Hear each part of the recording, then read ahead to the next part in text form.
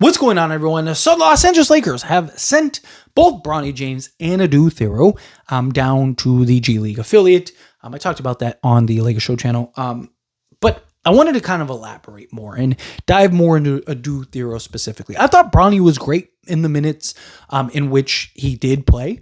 Obviously, offensively, he wasn't great, but look, there's more to the game of basketball than offense, right?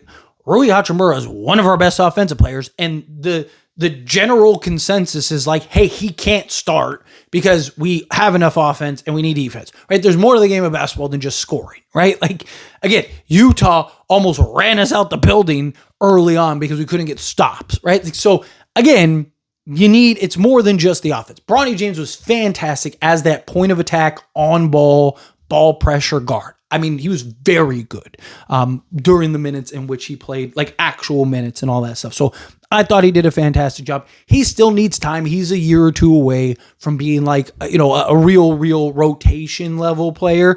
But I thought filling in, I thought he was great, right? He's better than the G League. I see a lot of people like, oh, he's not an NBA player. Like, stop it. He is an NBA player. He's fantastic.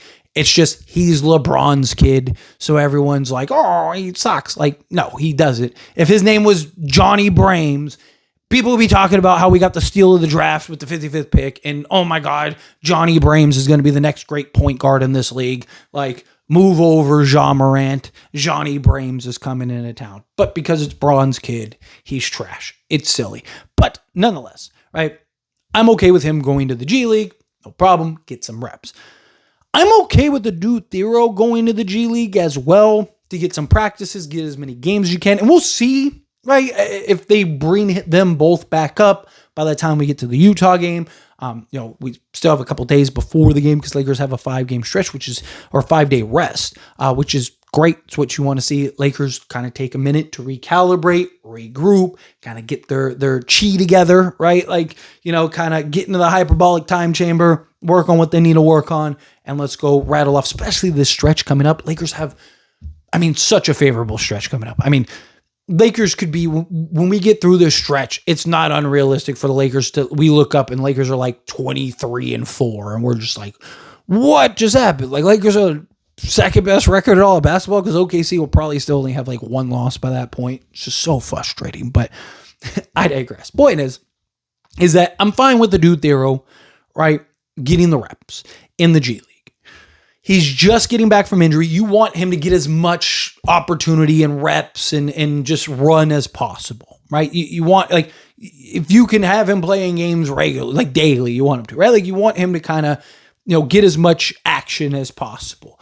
But my concern is we don't really get to see what he's capable of, right? Like, what can he do outside of a minute of garbage time when the game's over? Like, don't get me wrong, he's been great. He's played, a total of like 6 minutes? I think it's been like 5.5 or whatever, but he's played like, let's just round up, say 6 minutes, right? Just for easier math.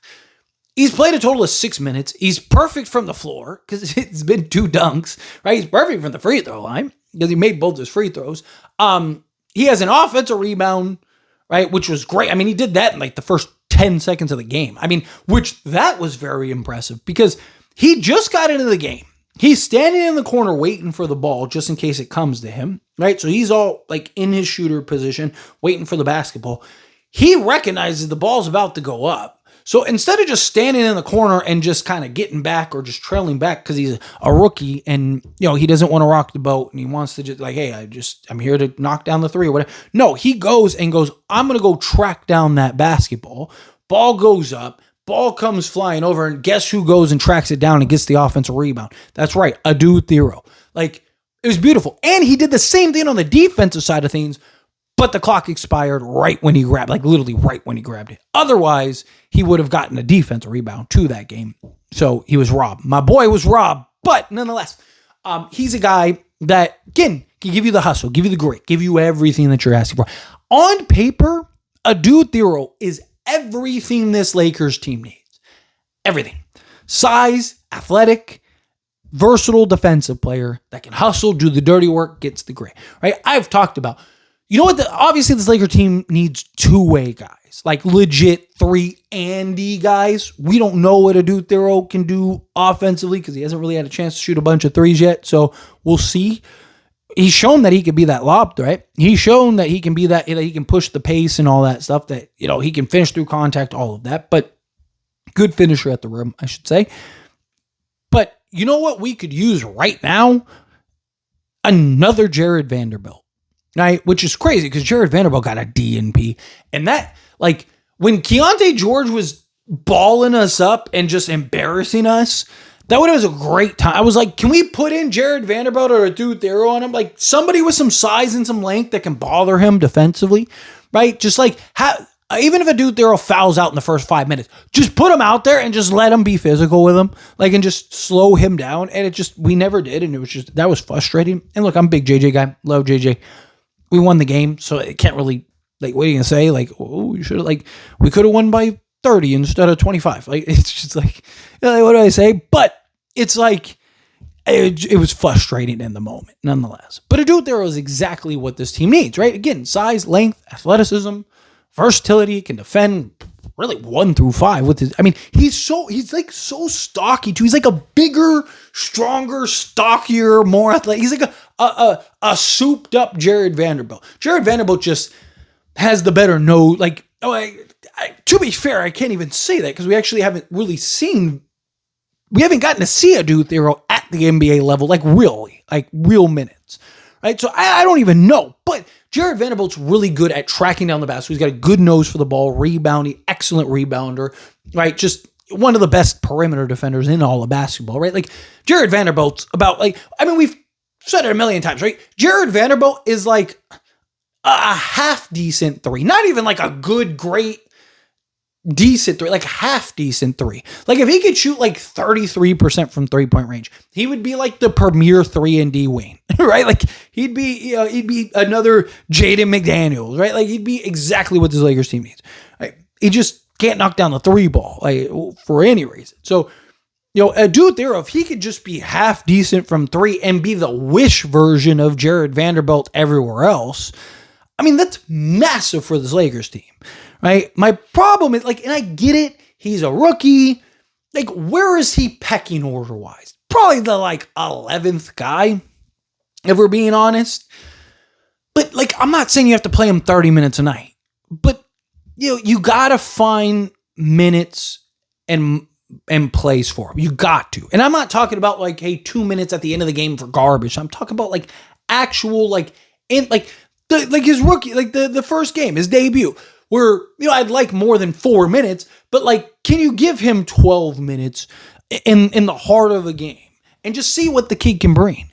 Right? All of a sudden, he goes out there and grabs 4 rebounds, gets you 2 steals, knocks down a 3, gives you 5 points, gives you 5, and, 2 in that time. You're just like, what are we doing? Like, dude, this guy'd start him, right? Like, we'd all lose our minds. But you won't know until he actually plays, right? Now, look, Gabe Vincent was good.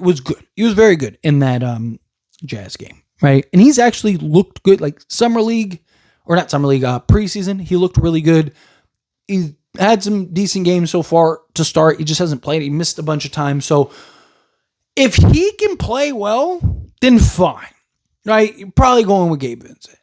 I still think you can make an argument for Adou Thiero, but okay, fine. You're going with Gabe Vincent, right? Because he's a guy that can be that point of attack, defend, all of that. But if Gabe Vincent is inconsistent with the 3 ball and Gabe Vincent kind of, isn't as good as he has been, I think you go with Adou Thiero, genuinely. Because, again, give me the bigger, stronger, more athletic, versatile defensive guy. Why? Like, if Gabe Vincent can't consistently give you offensive production and knock down the 3 ball with consistency and regularity, that means all you're looking for him for is to be initiator offensively, which you have Luka, LeBron, Osseries, and Marcus Smart.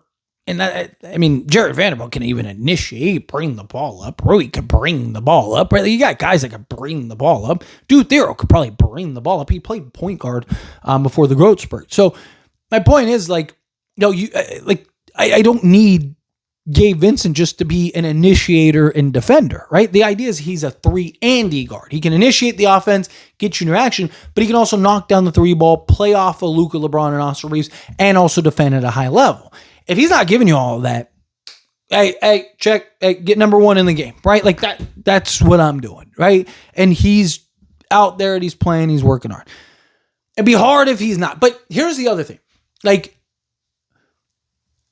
I made a video about it the other day. If you're not going to play Jared Vanderbilt, you have to trade him, right? Because, again, he's making $10.5 million, right? You can't have him on your roster if you're paying him $10.5 million to just not play, right? It's foolishness, right? So I've talked about it. If you're not going to play him, you have to trade him. You know what could really make trading him more digestible for everybody is if Adou Thiero becomes everything you want and need him to be. Now you don't really need Jared Vanderbilt. So now you can better stomach trading him. But anyway, as always, this is a discussion. I pass the question to you. Let me know your thoughts and opinions down in the comments. That being said, if you haven't liked this video, hit that like button. Helps me out. It's me enjoy these types of videos, and I truly appreciate it. Not subscribe channel, hit that subscribe button. Turn on the bell notifications. Appreciate y'all. See you in the next one. Thank you.